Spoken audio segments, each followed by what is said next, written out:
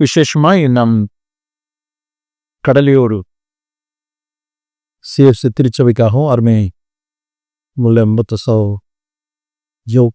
ஜோதிமுத்து அவர்களுக்காகவும் உடன் சகோதரர்களுக்காகவும் இல்லை குடும்பங்களுக்காகவும் ஏற்கனவே உங்களுக்கு ஒரு மார்னிங் சர்வீஸ் முடிஞ்சிச்சு. இருந்தாலும் மாலையில் மறுபடியும் நீங்கள் ஐக்கியப்படுவது உண்மையிலே அது என்ன ஒரு வியப்பான ஒரு விஷயந்தான். அது என்னன்னா நிறைய கிறிஸ்டியன்ஸ் பொதுவாகவே இன்னைக்கு ஒரு சண்டே நம்ம நல்ல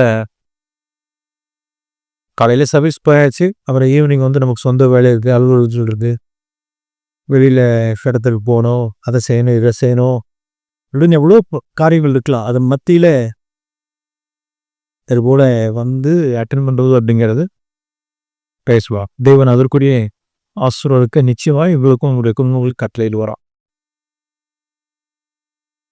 ரோமருக்கு எழுதின நிருபம் 11ஆம் அதிகாரம். ரோமருக்கு எழுதின நிருபம் 11ஆம் அதிகாரம்.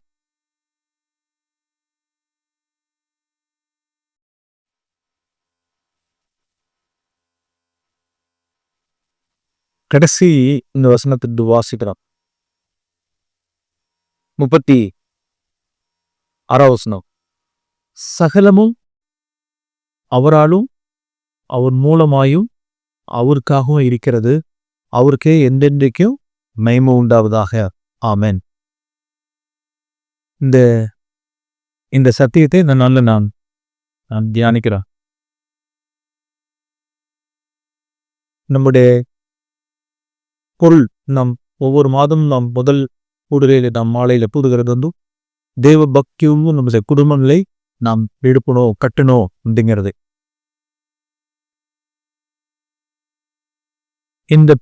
இந்த பிரின்சிபிள், இந்த வசனம் தான் நமக்கு நம்மளுடைய குடும்பத்துக்கு கொள்ளும் பர்சனல் லைஃபாக நம்முடைய குடும்ப வாழ்க்கைக்கு ஆதாரம். சகலமும் அப்படின்னா நம்மளுடைய குடும்பம், நம்மளுடைய கணவன் மனைவியுடைய ஐக்கியமாக இருக்கட்டும், அல்லது நம்முடைய பிள்ளைகளை வளர்க்குற காரியமாக இருக்கட்டும், நம்மளுடைய பண விஷயங்களாக இருக்கட்டும், பண்ணுற பிஸ்னஸாக இருக்கட்டும். அவராகும் அப்படின்னு என்ன அர்த்தம்னா, அவரிடத்திலிருந்து வருகிற யோசனைகளினா, அவரிடத்திலிருந்து வருகிற திட்டங்களினாம், அவரிடத்திலிருந்து எதுவாக இருந்தாலும் சரி, நம்மளுடைய குடும்பத்துக்கு எடுத்த காரியங்கள் எது இருந்தாலும் அவரிடத்திலிருந்து பரத்திலிருந்து ஒன்று வரட்டும். எந்த ஆலோசனையோ, எந்த யோசனையோ, எந்த தீர்மானங்களோ, திட்டங்களோ பரத்திலிருந்து வரும். அவர் மூலமாய் அப்படின்னா அவரது வல்லமையினாலும், த்ரூ ஹிம், அவருடைய வல்லமையினால், அவருடைய கிருபையினால், அவ்வளோ வல்லமையினால், அவருக்காக, அவருடைய மகிமைக்காக நம்மளுடைய குடும்பம் அப்படின்னா அவருடைய மகிமைக்கா நம்மளுடைய ஃபார் எக்ஸாம்பிள் ஒரு உதாரணம் சொன்னா விளக்குங்க. பிள்ளைகளை படிக்க வைக்கணும். பிள்ளைகளை படிக்க வைக்கிறதாவே 12ஆம் வகுப்பு எல்லாரும் படிச்சுவாங்க. அதுக்கப்புறம் படிக்க வைக்கிற விஷயம் யாருக்காக அப்படின்னா ஊர் உலகத்துக்காகவும், ஊர் பெயர் புகழுக்காகவும், ஜாதி ஜனத்துக்காகவும் அந்த ஒரே இந்த பிள்ளைகளை நாம் படிக்க வைக்கிறது உமக்காபம், அவருடைய மகிமைக்காக. த்ரூ ஹிம், அவர் கொடுக்கிற பெலன், அவருடைய சப்போர்ட், அவருடைய வல்லமையினால், யோசனை அவருடைய யோசனையின்படி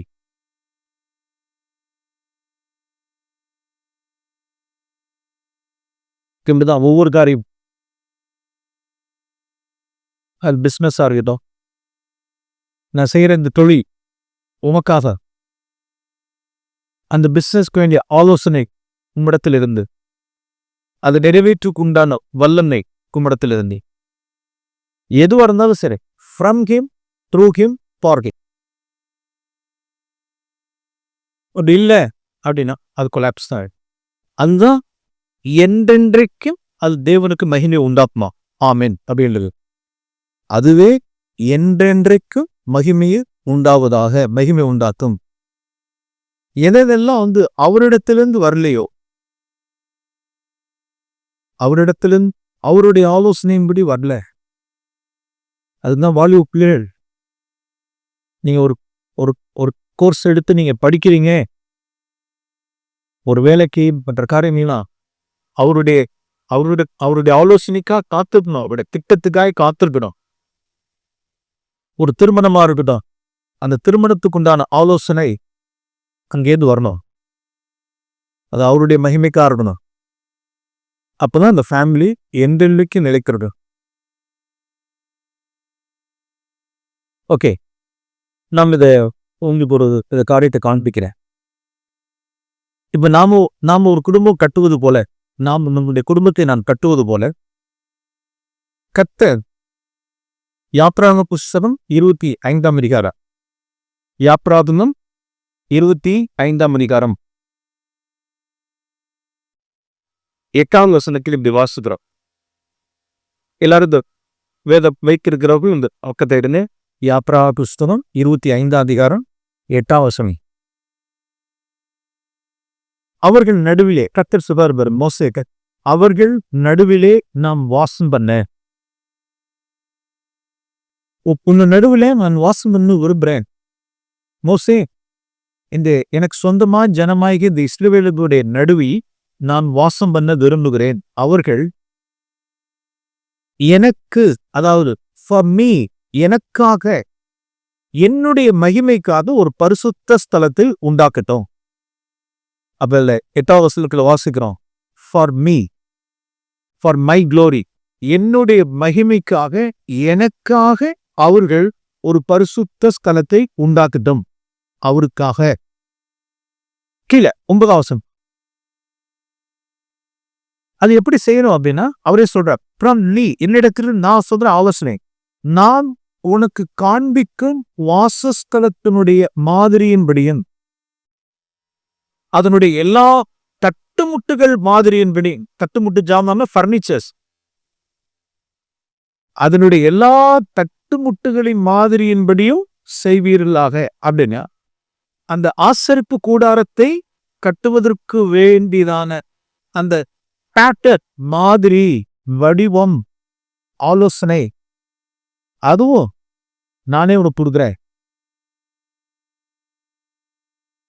பாருங்க, இது என்னுடைய மகிமைக்காக, என்னுடைய மகிமைக்காக நான் சொல்ற டைரக்ஷன்ல, நான் சொல்ற ஆலோசனையின்படி, நான் காண்பிக்கிற மாதிரியின்படி, எல்லா தட்டுமுட்டுகளின் மாதிரியின்படி அதை செய். தட் மீன்ஸ் என்ன தட்டுமுட்டு ஜாமா அப்படின்னா, சாதாரண சின்ன விஷயங்களா இருந்தா கூட நான் சொல்றபடி செய், நான் சொல்ற காண்பிக்கிற மாதிரியின்படி செய்.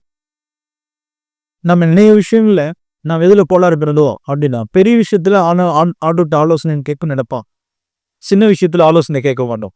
ஆண்டவரோட பர்னிச்சரா இருந்தா கூட நான் சொல்ற மாதிரியின்படி நீ செய். இது என்னடாது அப்படின்னா, அப்பதான் அவன் இடத்துல இருப்பேங்கிறார். அவரிடத்திலிருந்து வந்த மாதிரியின்படி அவருடைய மகிமைக்காக. யாத்ராகமம் 31ஆம் அதிகாரம், யாத்ராகம புஸ்தகம் 31ஆம் அதிகாரம் 31ஆம் அதிகாரத்துல பாருங்க 2ஆம் வசனத்துல, நான் யூதாவின் கோத்திரத்தை ஊருடைய மகனான ஊரியின் குமாரன் பெஸ்லெயேல், அவனை பேர் சொல்லி நான் அழைத்தேன்.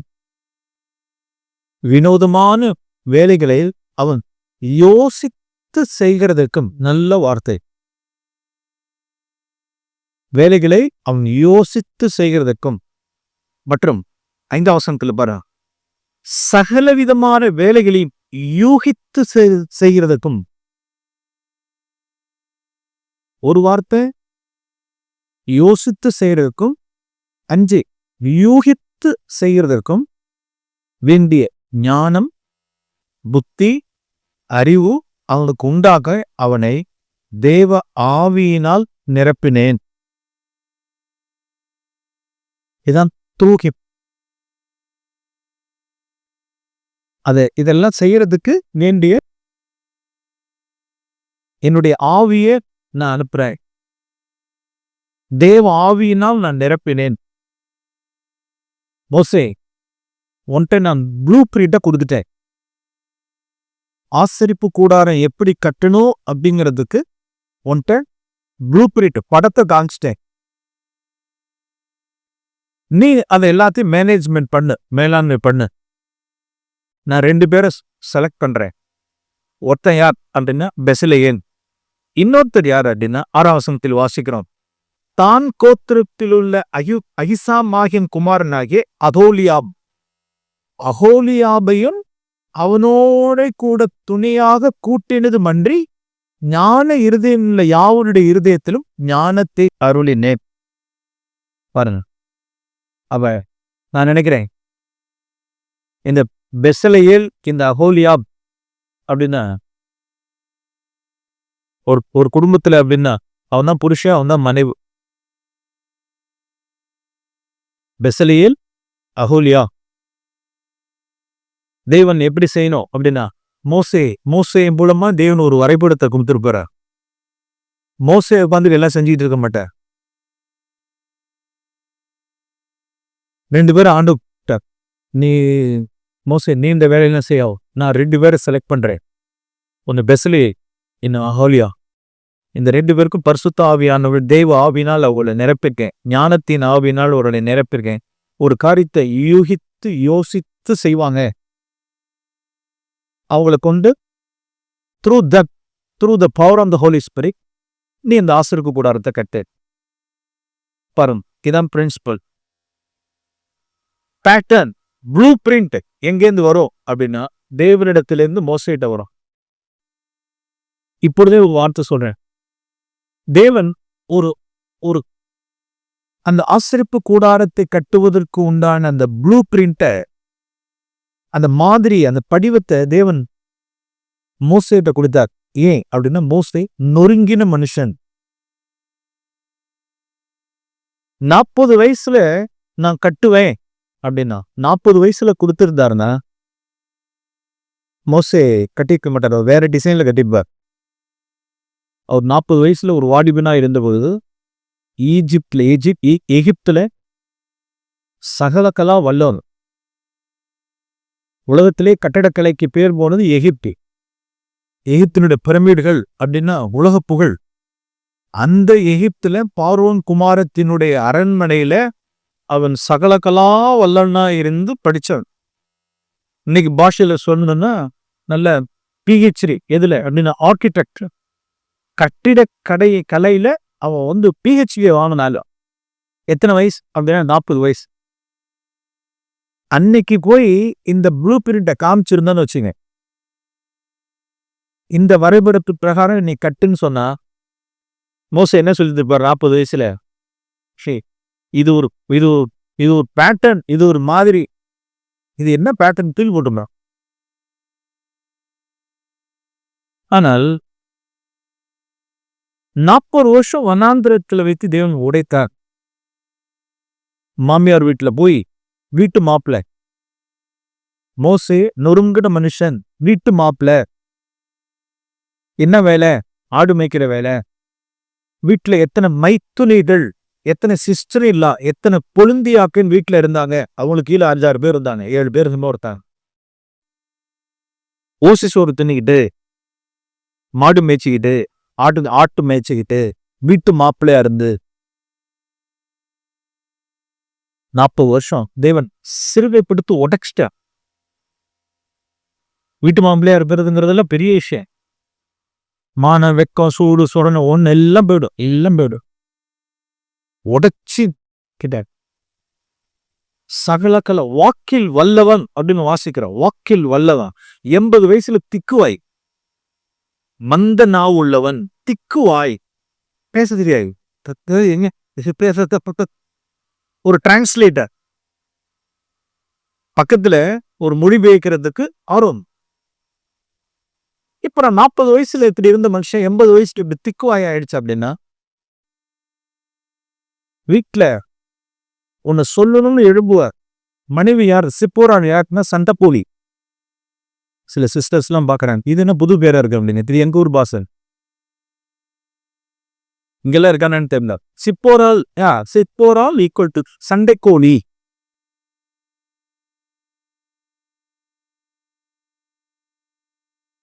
ஏதாவது பேசணும் எடுத்தா பம்புதான். அப்படி அடக்கி அடக்கி அடக்கி அடக்கி அடக்கி மாத்திக்குவாயாச்சு. எப்படி இப்படி ஒரு மனுஷன் வாக்கில் வல்லவனாய் இருந்தவன் எப்படி 40 வருஷம் கழிச்சு இப்படி திக்குவாயா ஆயிட்டான் அப்படின்னா பேச முடியல. ஏதாவது ஒண்ணு அவ்வளவுதான். மொய் மொய் மொய் மொய் மொய் மொய் மொய் சிப்போரா மொய் ஒண்ணு சொன்னா 10 மொய் மொய். ஏ அப்பா என்னால காங்க முடியலான்னு சொல்லிட்டு வாய அன்னைக்கு முன்னவங்க அப்படியே திக்குவாயிட்டான். பேச தெரியா. 8 years உடஞ்சி நொறுங்குண்ட பாத்திரம். Yes, now you are fit. இந்த ப்ளூ பிரிண்ட் தான். இந்த ப்ளூ பிரிண்ட்டை வச்சுக்கிட்டு நான் சொல்ற டிசைன்ல நீ கட்டுனா அப்படியே கட்டுவ. 40 வயசுல கட்ட மாட்டாங்க. இளம் தலைமுறையே, இளம் தலைமுறையே இன்னைக்கு அவரோட டிசைன் தான். இல்ல அவரோட டிசைன் தான். எப்படி வீட்டை கட்டணும், எப்படி குடும்பத்தை கட்டணும், எப்படி செலவு பண்ணணும், எல்லாம் தான் இஷ்டங்கள். எல்லாம் தான் இஷ்டம்.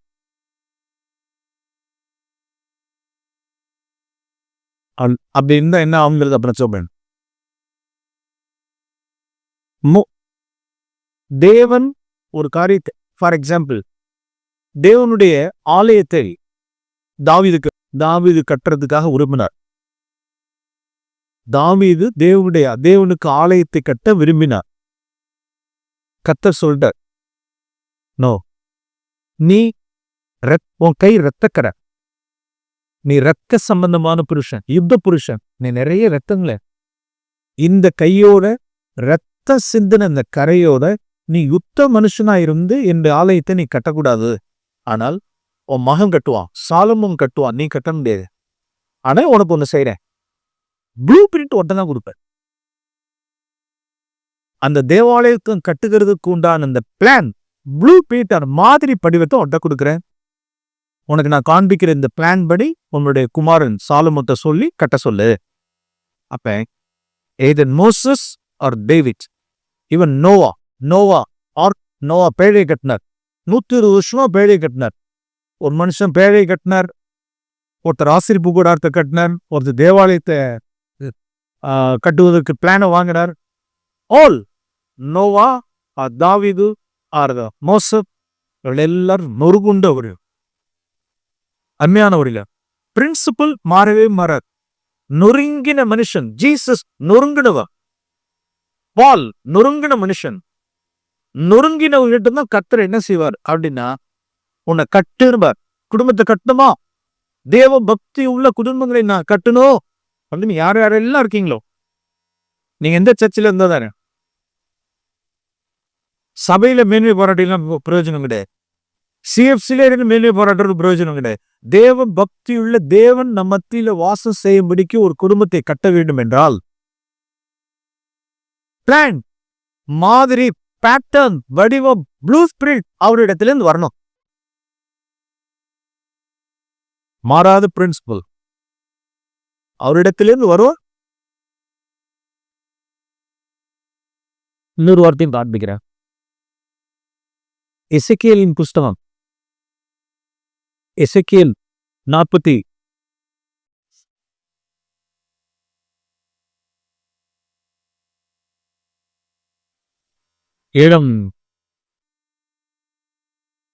43 அதிகாரம். எசேக்கியேலின் புஸ்தகம் 43 அதிகாரம்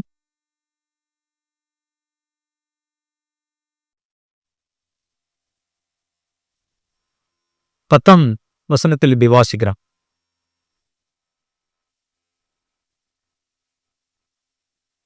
எசேக்கியேல் 43 அதிகாரம் 10. மனுபுத்திரனே, இந்த வார்த்தை நல்லா வச்சுங்க, மனுபுத்திரனே,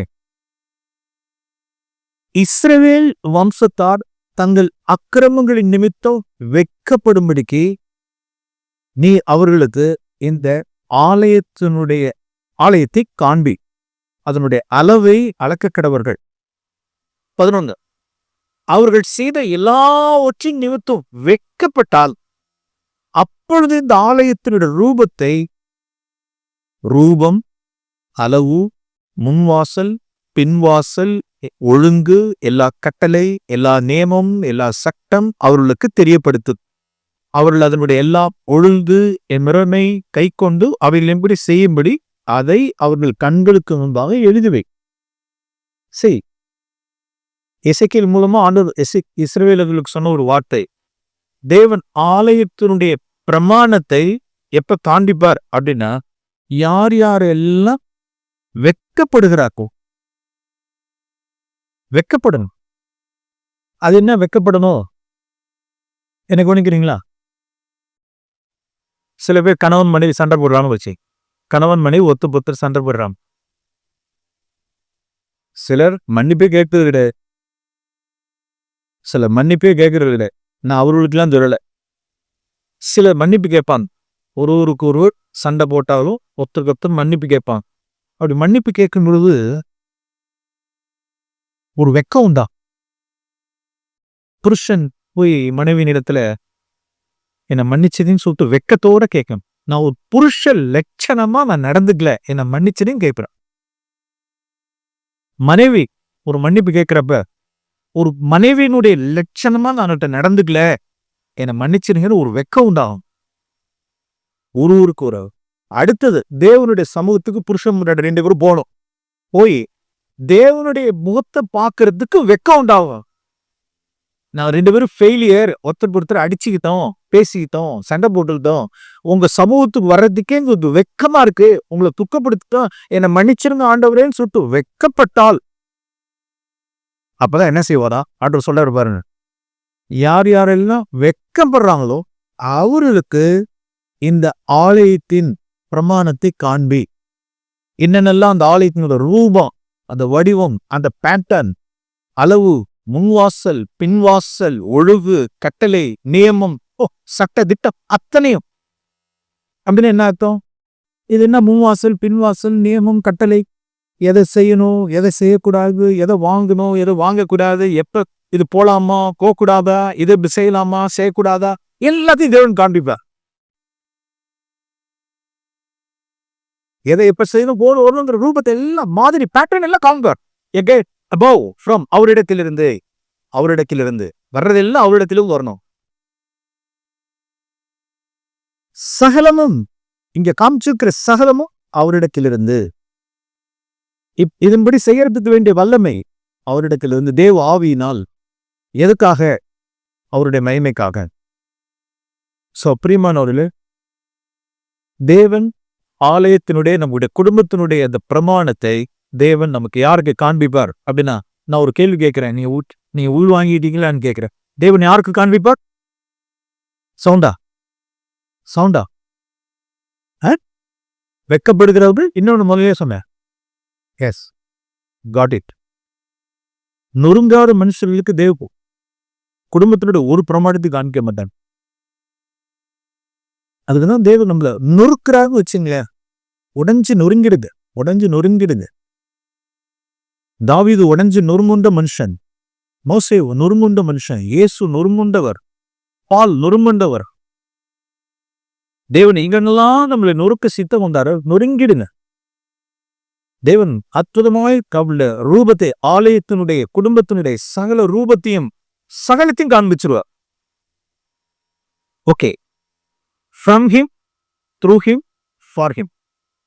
அவரிடத்திலிருந்து எல்லா ஆலோசனைகள், பிரமாணங்கள், திட்டங்கள், சட்டங்கள், நியமங்கள் எல்லாம் அவரிடத்திலிருந்து வரணும். அவருடைய வல்லமையினால் செய்யப்படணும். தேவன் அதுக்கிட்ட தேவ ஆவியினால் நிரப்புவா, அவருடைய மகிமைக்காக. அப்படி செய்யும் பொழுது என்ன ஆகும் அப்படின்னா, பாருங்க, யாத்ராகம புஸ்தகம் 40ஆம் அதிகாரம், யாத்ராகமம் 40ஆம் அதிகாரம்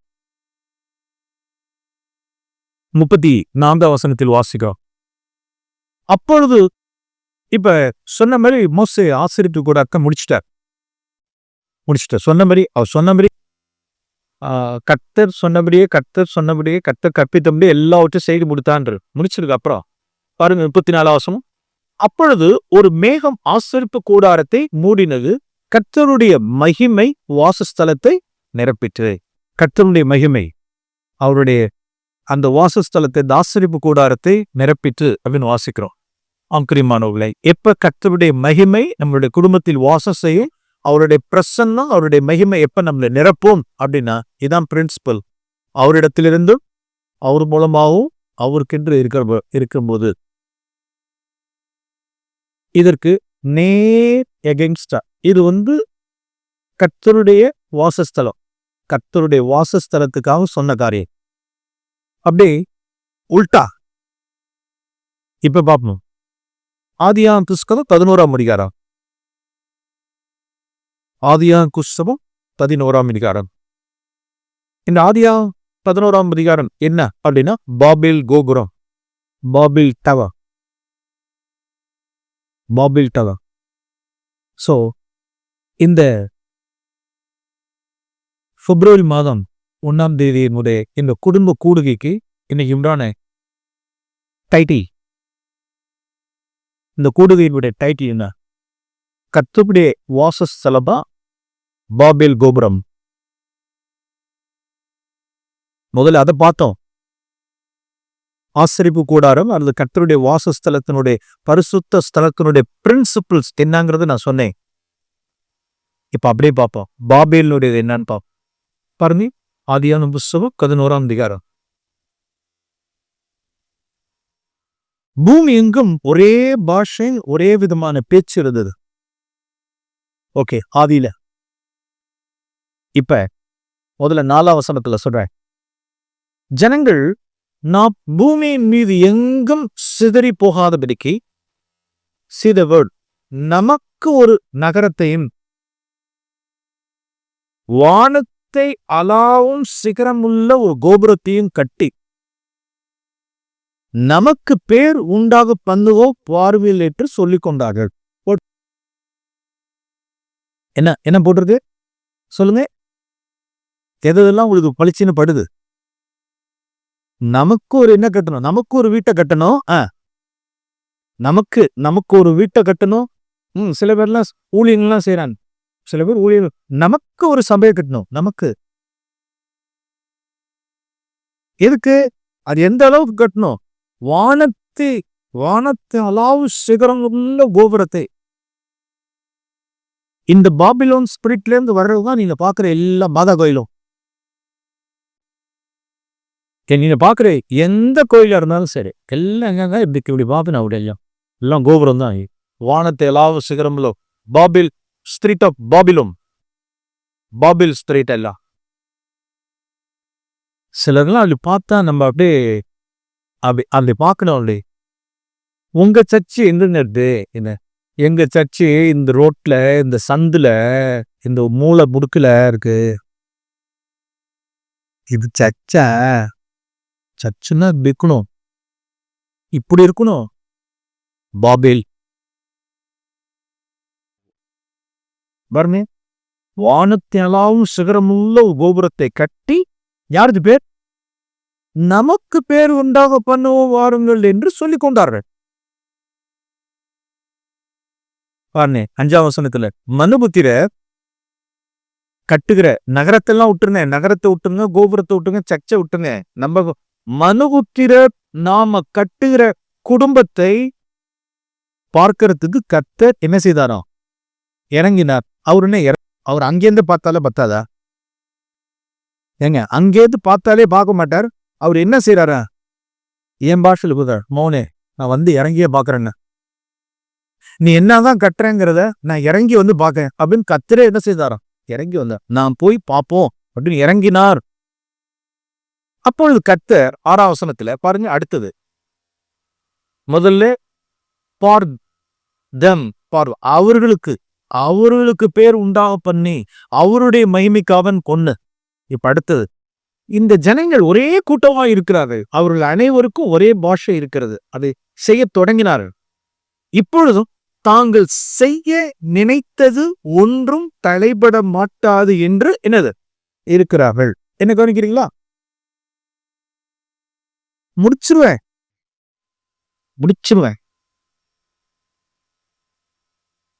எனக்கு பலன் இருக்கு, முடிச்சிருவேன். இதை முடிச்சிருவேன், அதை முடிச்சிருவேன், வளைச்சிருவேன். அப்படி வானத்தையே வில்லா வளைச்சிருவேன், அதை செஞ்சிருவேன். தான் செய்ய நினைத்தது ஒன்றும் தடைபட மாட்டாது என்று இருக்கிறான். இது யாருடைய பலன்? அவனுடைய பலன். பரிசுத்த ஆவியானவருடைய பலன் இல்ல, சுய பலன். நான் நினைச்சது. ஓகே, 3ஆம் வசனத்துல பாருங்க. அப்ப இதுக்கு என்ன சோர்ஸ் அப்படின்னா, ஓகே, சோர்ஸ் கண்டுபிடிக்கிறாங்க பாருங்க. செங்கல் அறுத்து நன்றாய் சுடுவோம் வாருங்கள், ஒருவரோடு ஒருவர் பேசிக் கொண்டார்கள்.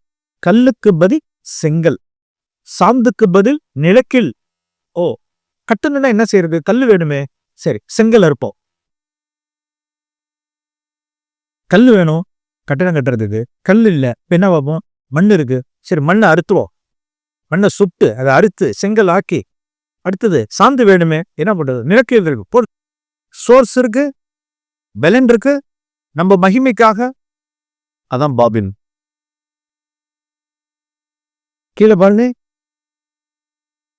கர்த்தர் 7ஆம் வசனத்துல இறங்கி போய் ஒருவர் பேசுவதை மற்றொருவர் அறியாதபடிக்கு அங்கே அவர்கள் பாஷையை தாறுமாறாக்குவோம்.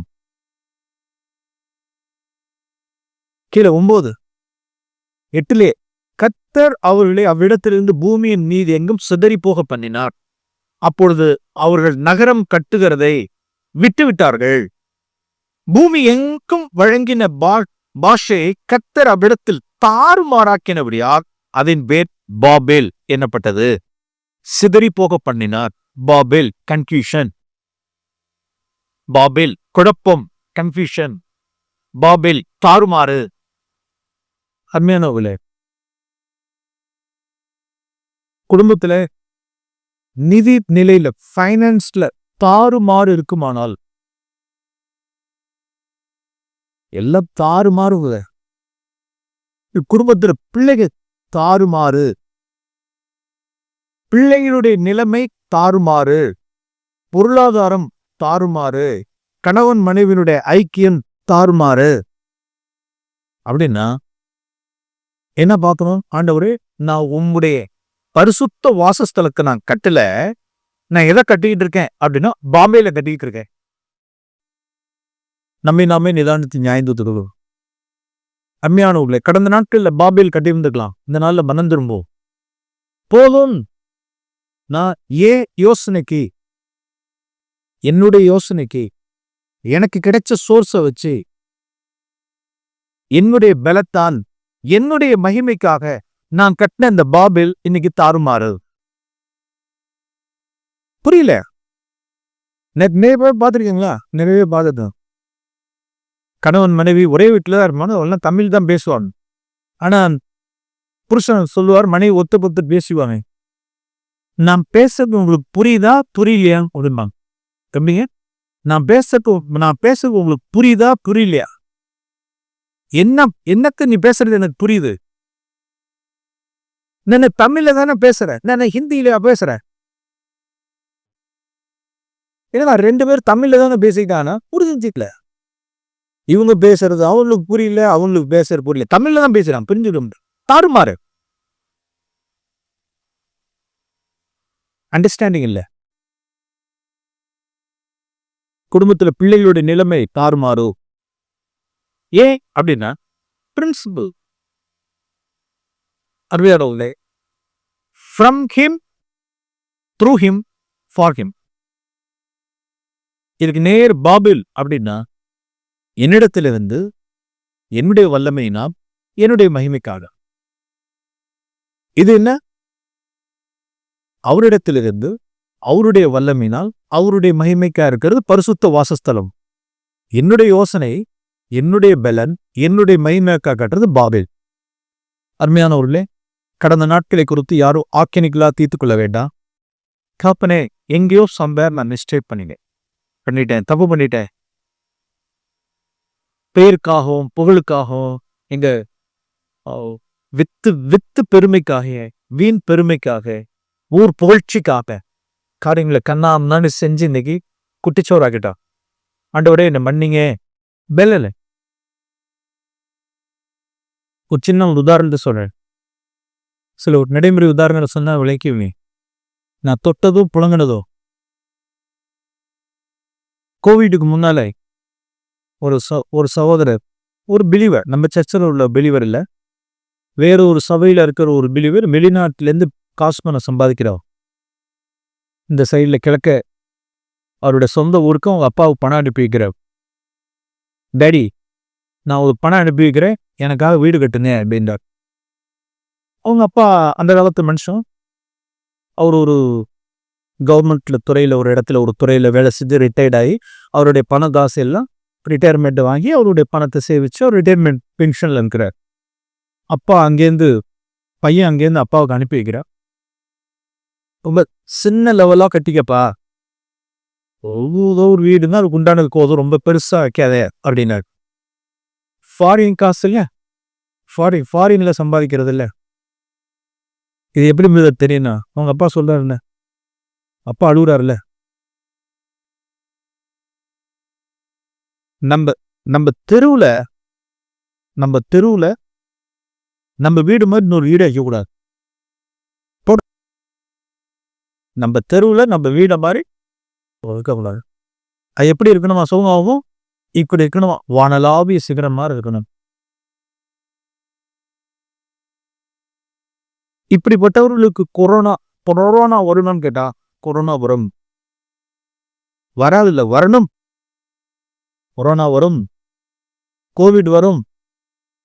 அவன் நினைச்சிட்டு இருக்காங்க, நான் நினைச்சது செய்ய தடைபட மாட்டாது, கட்டி முடிச்சிருவேன், கிரகபிரேசம் பண்ணிடுவேன், ஊர் உலகத்தெல்லாம் கூப்பிட்டு வச்சு அப்புறம் என்ன செஞ்சு நான் பெருசா ஆளாக்குவேன் அப்படின்னு.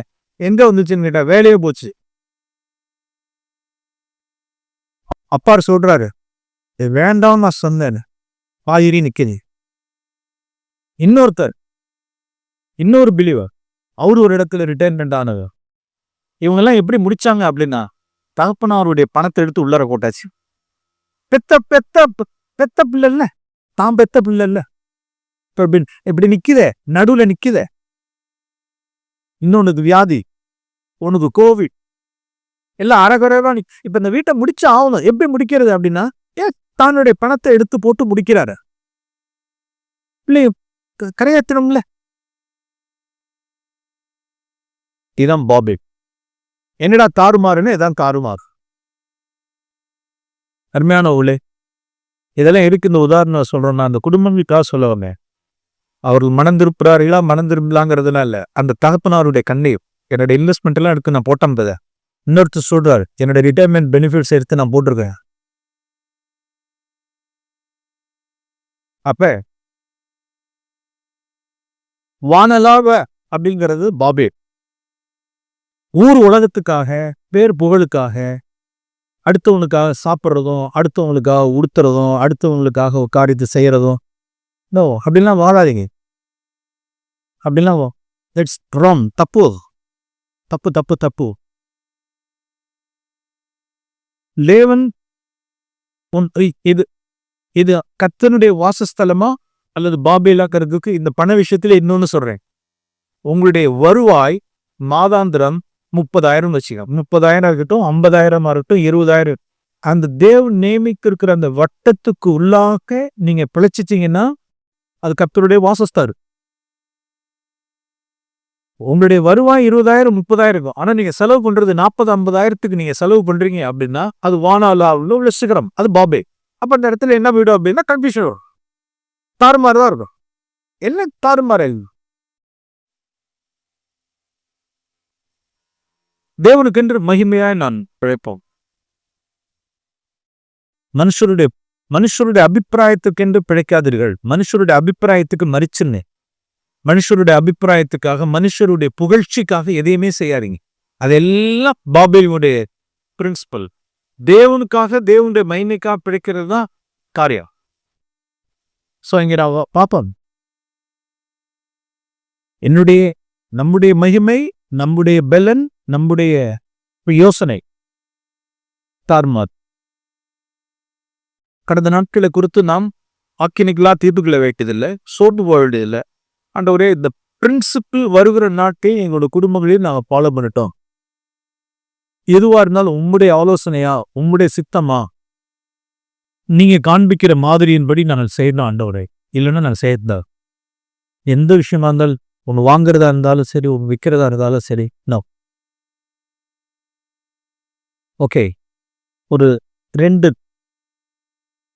கணவனுக்கும் மனைவிக்கும் ஒரு பேட்டர்ன் காண்பிக்கிறேன்.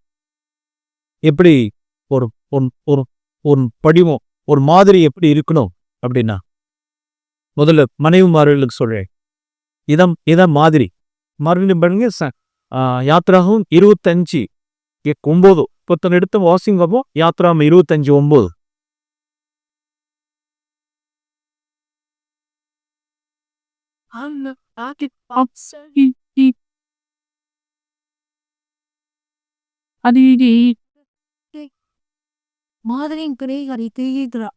ஓகே, வேதம் என்ன சொல்லுது அப்படின்னா, நான் உனக்கு காண்பிக்கும் மாதிரி. என்ன மாதிரி? இப்ப மனைவிமார்களுக்கு ஒரு மாதிரி காண்பிக்கிறேன், புருஷர்களுக்கு ஒரு மாதிரி காண்பிக்கிறேன். ரெண்டு பேருடைய மாதிரி காண்பிச்சு நான் ஜெபம் பண்ணி இந்த மீட்டிங்கை முடிப்போம். மனைவிமார்களுக்கு ஒரு மாதிரி, இந்த மாதிரியின்படி நீ குடும்பத்தை கட்டு. அது என்ன மாதிரி அப்படின்னா, சகோதரிகள் என்ன கவனிங்க, நீங்க குடும்பத்துக்கு ஒரு காலம் தலையா இருக்கக்கூடாது. நீங்கள் குடும்பத்துக்கு தலையா இருக்கக்கூடாது. உங்களுடைய புருஷன் தான் தலை. நீங்க யார் அப்படின்னா, நீங்க சப்போர்ட்டர். நீங்க மனைவிக்கு, மனைவியானவரோட ரோல் என்ன அப்படின்னா ஹெல்ப்பர். நீங்க புருஷனுக்கு நீங்க துணைவியா ஹெல்ப் பண்ணலாங்க. நீங்க என்ன செய்யக்கூடாது அப்படின்னா, இது மாதிரி. இதுதான் தேவன் காண்பிக்கிற மாதிரி. அப்பதான் தேவனுடைய வாசஸ்கரம், தேவன் அங்கே வாசம் பண்ணுவா. நீங்க ஹெட் ஆஃப் த ஹோமா இருக்கக்கூடாது. நீங்க டாமினன்ட் பர்சனா இருக்கக்கூடாது. நீங்க அதிகாரம் பண்ணக்கூடாது. நீங்க ரூல் பண்ணக்கூடாது. புருஷனை கண்ட்ரோல்ல வைக்கணும்னு நினைக்க கூடாது. இது மனைவிமார்களுக்கு தேவன் வைத்திருக்கிற பேட்டர்ன், மாதிரி, ரூபம். இந்த ரூபத்தின்படி நீங்க நடக்கணும். அலட்சியப்படுத்தக்கூடாது, அசக்டம் பண்ணக்கூடாது, அதிகாரம் பண்ணக்கூடாது. மனைவியில தான் நான் பாக்குறோம் அதிகாரம் பண்ற மனைவி. சில ஞாயிற்றுக்கிழமை சில சபை கூடுதலிலே சில பேரை பார்ப்பேன். ஒரு தடவை எத்தனையோ வருஷத்துக்கு முன்பாக ஒரு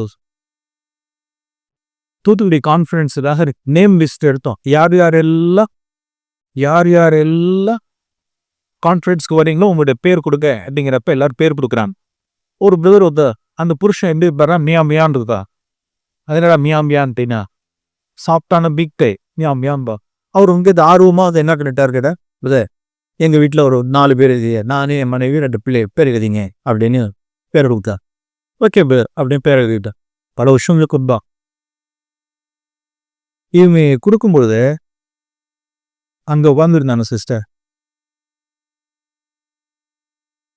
இவள் வாட்டி என்ன கெக்காவோ போய் குக்கிறாரு அப்படின்னு சொல்லிட்டு இவங்க என்ன பண்ணாங்கன்னு தெரியல. இப்ப சபையில எல்லாம் இருப்போம், எல்லாரும் எல்லாம் இருக்கிறோம். எல்லாரும் இருக்கிறப்போ கூப்பிட்டு விடாதுல்ல, அது என்கிட்ட வேற ஏதோ பேசிட்டு இருக்கிறாரு அப்படின்னு விட்டு அப்படியே கொஞ்சம் எப்படி சைடலாம் அப்படியே அப்படி வந்து இப்போ இங்க நிக்கிற மாதிரி அப்படி நின்று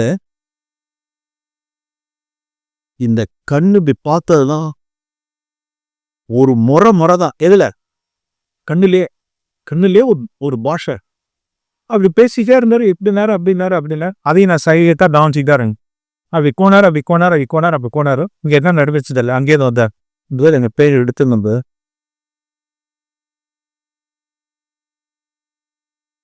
வருடா எதுலயே அதிகாரம். இப்படி சபை நடுவில் பப்ளிக்கா இருக்கிற இடத்திலேயே ஒரு ஒரு ஒரு ஒரு உருட்டு திருட்டு அப்படி கண்ணுல அப்படி காமிக்கிறேன்னா வீட்டுக்குள்ள இருந்தா என்ன ஆயிருக்கும் அந்த சண்டை போலி.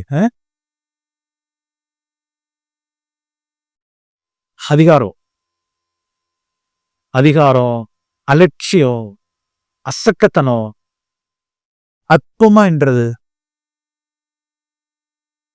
தாவீதினுடைய மனைவி மீகால் அவளும் தான் புருஷனை அவர் ராஜகுமாரத்தி இல்ல, இவன் ஆடு மேய்க்கிறவன்ல, சோட்டா பாய் கம் கம், இந்த தூக்கு பாப்பா, என் பேக்கு தூக்கு அப்படின்னு பேக்கை தூக்குற மாதிரி சோட்டா பாய்.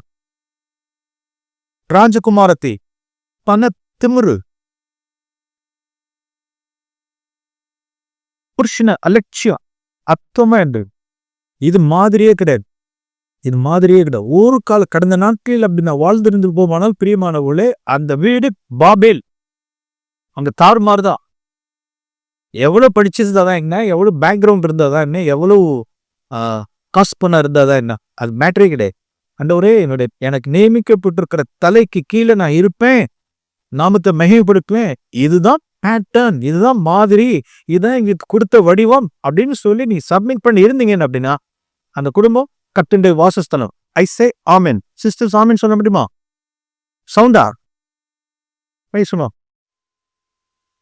பின்னாடியில விட்டுங்க, பின்னால உள்ள மறந்துடுங்க, பின்னால உள்ளவங்க. நீங்க எல்லாவதையும் புருஷனுக்கு நீங்க ஹெல்ப் பண்ணலாம், ஆலோசனைகளை கொடுக்கலாம், நிறைய காரியங்களை பேசலாம், செல்லலாம். ஆனால் அவர் தான் முடிவு எடுக்க வேண்டிய டிசிஷன் மேக்கிங், தீர்மானம் புருஷன் தான். நீங்க ஆலோசிக்கலாம், மறுத்துட்டான்னா விட்டுறணும்.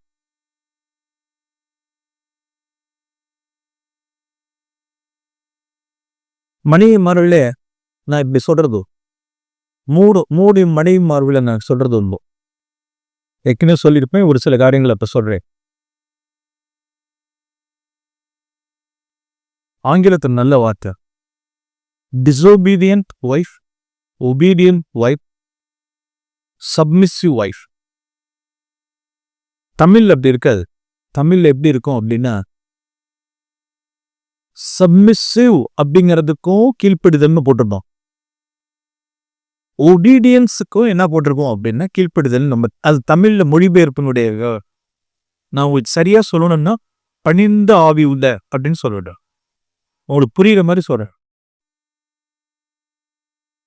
பைபிள் என்ன சொல்லியிருக்கு அப்படின்னா, சில்ட்ரன் obey your parents. பிள்ளைகளே உங்கள் பெற்றாருக்கு கர்த்தருக்குள் கீழ்ப்படிங்க. obey your parents, obey அப்படின்னா என்ன அர்த்தம் அப்படின்னா, அந்த பிள்ளைங்க விரும்புதோ விரும்பலையோ ஒபேன்னா ஒபே தான். உட்காரு அப்படின்னா உட்காருமா. அவுட்வர்ட் ஆக்ட், வெளியரங்கமான காரியம்.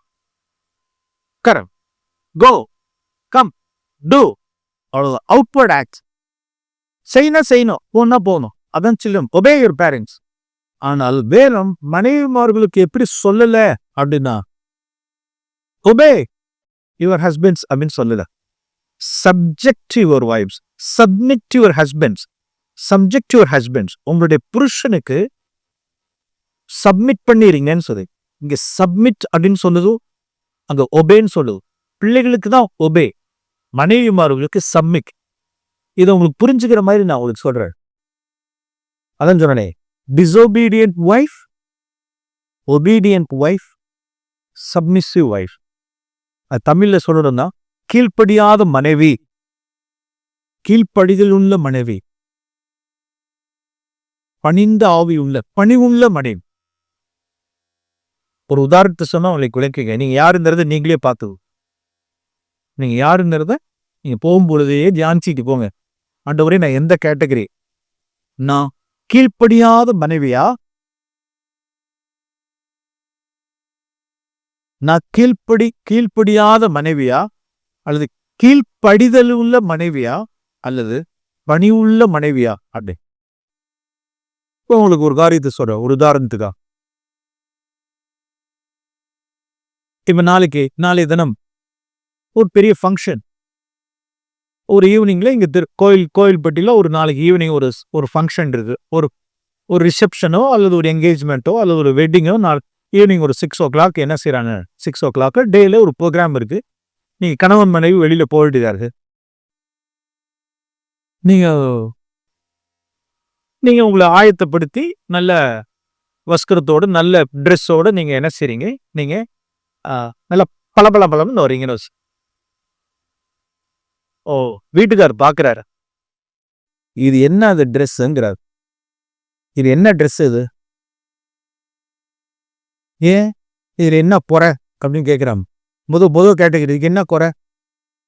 இல்லப்பா ரொம்ப பகட்டா இருக்கிற மாதிரி இருக்கு. நாளைக்கு சபையில உள்ள ஜனங்கள்லாம் வந்து வருவாங்க, போறாங்க, வருவாங்க. இப்படி ரொம்ப பகட்டா இருக்கு. இது ரொம்ப இது இப்படி இருக்கு. எனக்கு என்னமோ இடர்லா இருக்கு அப்படின்னா. எனக்கு நடிக்கலாம் தெரியாது. யார் சொல்றா? சொல்றாங்க பாரு. எனக்கு நடிக்கலாம் தெரியாது. உங்கள மாதிரிலாம் ஏன் அவங்களுக்கெல்லாம் நான் பயந்துகிட்டாலும் ஒண்ணும் கிடையாது. எனக்கு எனக்கு பிடிச்சிருது அப்படின்னா.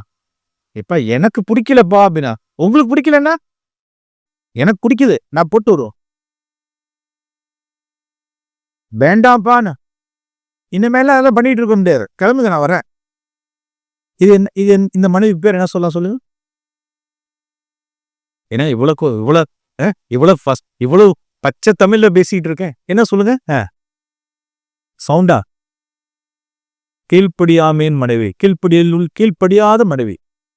நீ என்ன சொல்றது? நான் என்ன கேட்கறது? நான் என் சௌரியத்துக்கு தான் வருவேன். எனக்கு பிடிச்சிருது. எனக்கு நான் கட்டுறேன்.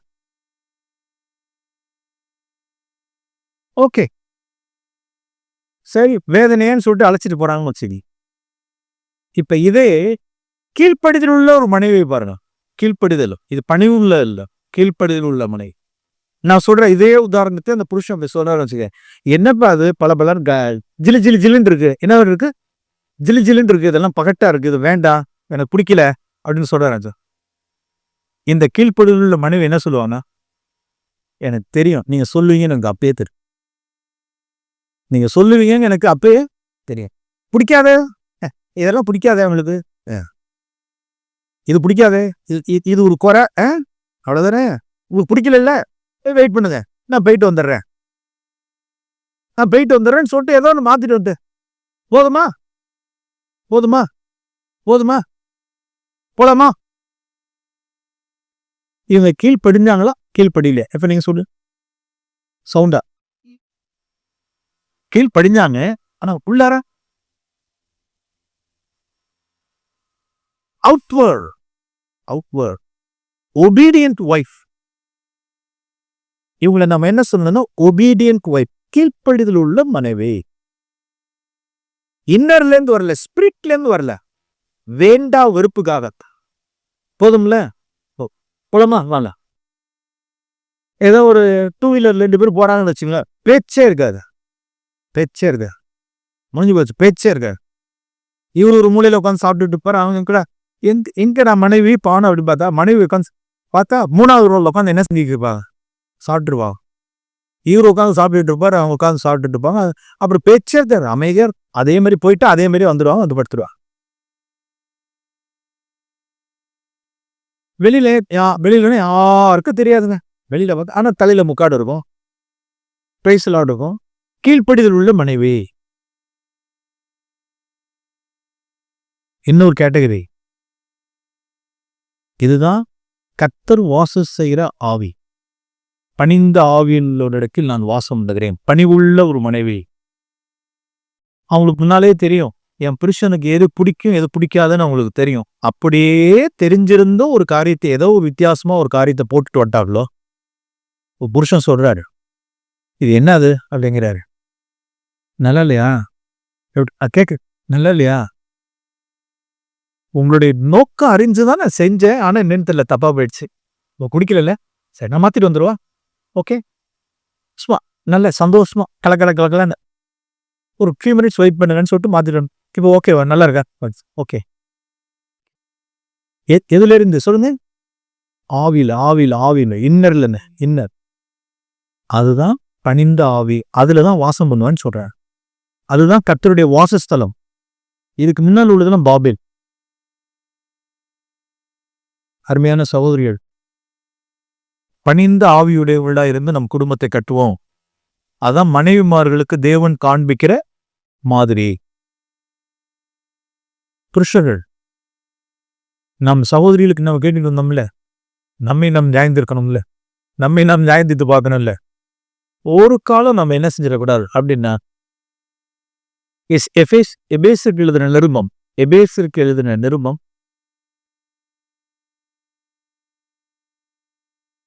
அது முன்னால ஒரு சின்ன ஒரு சின்ன ஒரு ஸ்டோரி சொல்றேன். ஸ்டோரி சொல்லி 5 நிமிஷத்துல முடிச்சிருவோம். சின்ன ஒரு ஸ்டோரி. நல்ல கவனி. ஒரு காலம் மனைவிமார்களை என்ன செஞ்சிட வேண்டாம் அப்படின்னா, பலவந்தம் பண்ணிடாய். உங்களுடைய புருஷங்கிறதான காரியத்தை யார் யாரெல்லாம் மிருகத்தனமா இருந்துடக்கூடாது, பலவந்தம் பண்ணிடக்கூடாது. அவரெல்லாம் கிறிஸ்துவனுடைய ஆவிக்கு தூரமானவர்கள். நிறைய புருஷன்ல நான் பார்த்துட்டேன். வெக்கத்துக்குரிய காரியம். பலவந்தம் பண்ணுகிறவர். அதாவது நான் என்னுடைய பிள்ளைகள் வந்து செகண்ட் ஸ்டாண்டர்டா இருக்கும் பொழுது, 2வது படிக்கிற காலத்தில் காற்றுக்கும் சூரியனுக்கும் ஒரு போட்டி. நீ வலிமையா நான் வலிமையா அப்படின்னு. சன் அண்ட் விண்ட், சூரியனுக்கும் காற்றுக்கும். எப்ப ஒரு 7 வயசு பிள்ளைக்கு தமிழ்நாடு டெக்ஸ்ட் புக் சொசைட்டியோ அல்லது மெட்ரிகுலேஷன் சிலபஸோ அதை ஒன்று வைக்கிறான், ஒரு கருத்தை ஒன்று வைக்கிறான். 7 வயசு பிள்ளைக்கு ஒன்று சொல்லித்தரான். என்ன அப்படின்னா, காற்றுக்கும் சூரியனுக்கும் போட்டி. நான் வலிமையா நீ வலிமையா அப்படின்னு. உடனே காத்து சொல்லுது, நான் பயங்கர வலிமை, எதா இருந்தாலும் தூக்கிடுவேன், அதை தூக்கிடுவேன், ஒரு மரணம் வேரோட தூக்கிடுவேன், அப்படி இப்படின்னு சொன்னிச்சு. சரி, 2 பேரும் போட்டி.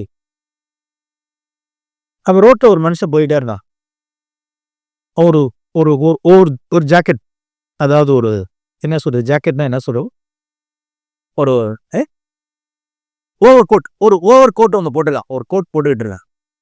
அவனை வந்து அவனுடைய ஓவர் கோட்டை அந்த மேல இங்கே கழட்டணும், ஜாக்கெட்டை கழட்டணும். உடனே என்ன பண்ணுச்சு அப்படின்னா, அந்த பலவந்தமாய் அந்த காற்று மேல அடிச்சு அவனுடைய மேலங்கிய ஓவர் கோட்டை கழட்டுறதுக்கு இவ்வளவு பலவந்தம் வந்துச்சு. இந்த காற்று எவ்வளவுக்கு எவ்வளவு அவன் மேல பலவந்தம் வந்ததோ அவன் அவ்வளவுக்கு அவ்வளவு என்ன பண்ணிக்கிட்டான் சொல்லுவாபு,